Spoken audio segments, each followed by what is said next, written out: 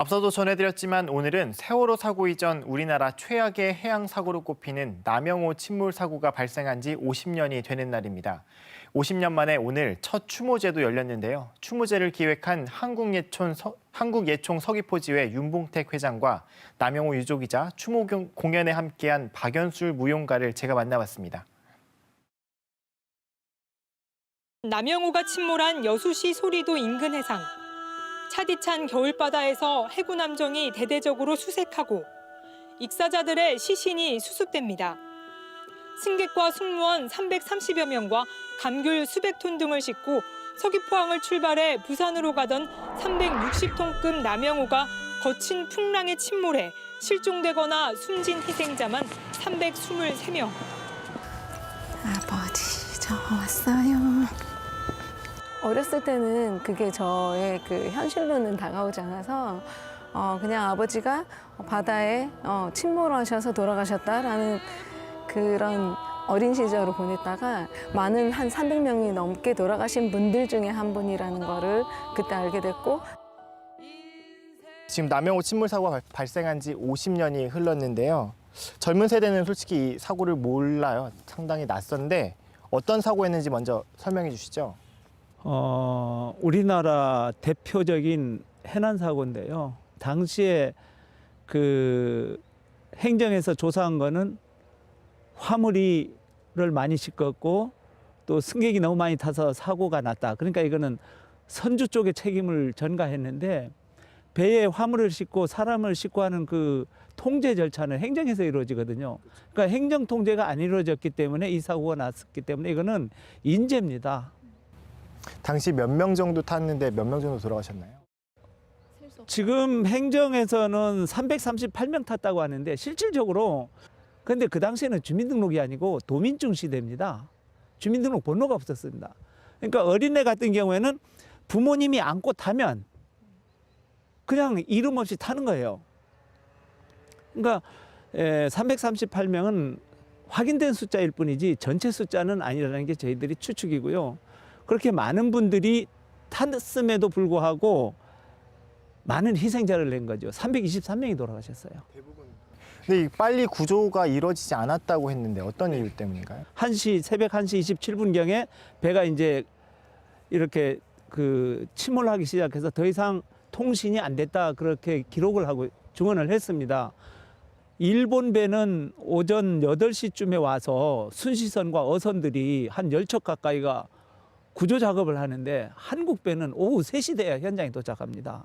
그러니까 실질적으로 그 당시 생존자들 말씀을 들어보면은 동틀 무렵까지도 많이 살아 있었다고 합니다.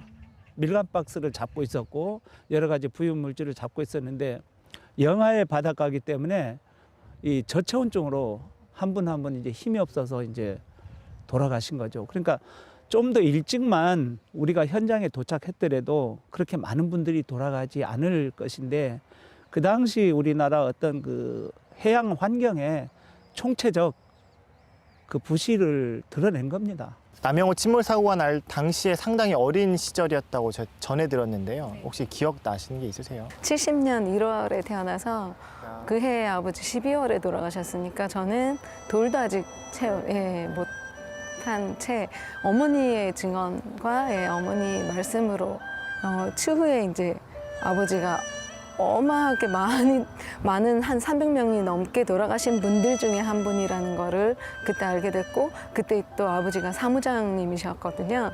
그래서 사무장님의 역할을 끝까지 다 하시고 돌아가셨어요. 사람들 구조하는 데 힘쓰시고 돌아가셔서 나중엔 아버지를 되게 자랑스럽게 생각했는데 지금 와서 이제 세월호 또 문제가 있잖아요. 그래서 좀 많이 그 문제랑 남영호랑 빗대어 봤을 때 되게 속상한 부분이 많이 있죠. 그러면 느끼시기에 왜 이런 사고가 반복된다고 보세요? 어떻게 생각하세요? 회장님. 이거는 행정이 법을 준수 않는 거예요. 법대로만 하면은 사고는 일어날 수가 없습니다. 그리고 그 당시에 사고 났던 분들이 보상은 그렇다 치더라도 여기 유족도 계십니다만은 아직까지 그분들이 자식들이 남편과 아내가 정신적인 트라우마가 있습니다. 그러니까 지금이라도 우리가 이러한 문제에 관심을 갖고 이분들에게 관심을 가져야 된다는 거죠.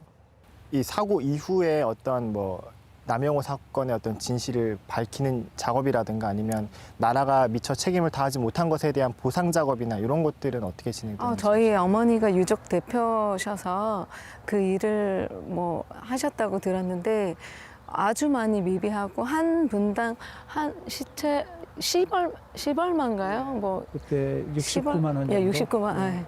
그 정도. 예. 받고 전혀 아무것도 아주 어려웠죠. 그 당시에 제가 그 당시 이제 부두 노조에 일했던 분들을 제가 몇 분 그저 수소문해서 만나 뵀더니 이게 무슨 어떤 뭐에 의해서 침몰한 것처럼 그렇게 사건을 몰아가려고 했던 정황도 있었습니다. 그래서 참 법보다는 주먹이 가까웠고 법의 원칙이라는 것이 없었던 그런 1970년대 초에 우리 나라의 정치 현실이 아니었나. 지금 남영호 사고가 발생한 지 50년 만에 처음으로 추모제가 열리는데요. 어떻게 기획하게 되셨어요?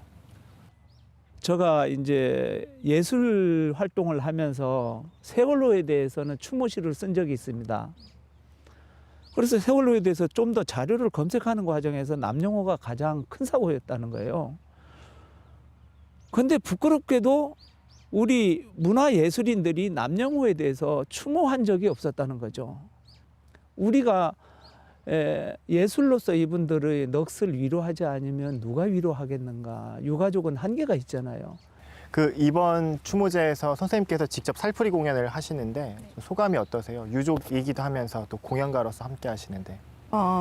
저는 돌아가신 분들 위로하는 거 먼저보다는요, 살아 계신 분, 좀 남아 계신 분도 이 사건을 좀 더 알게 하는 게 중요하고 그분들을 또 아는 분들을 위해서 위로하는 춤을 추고 싶어서 저의 소명을 다할 것입니다.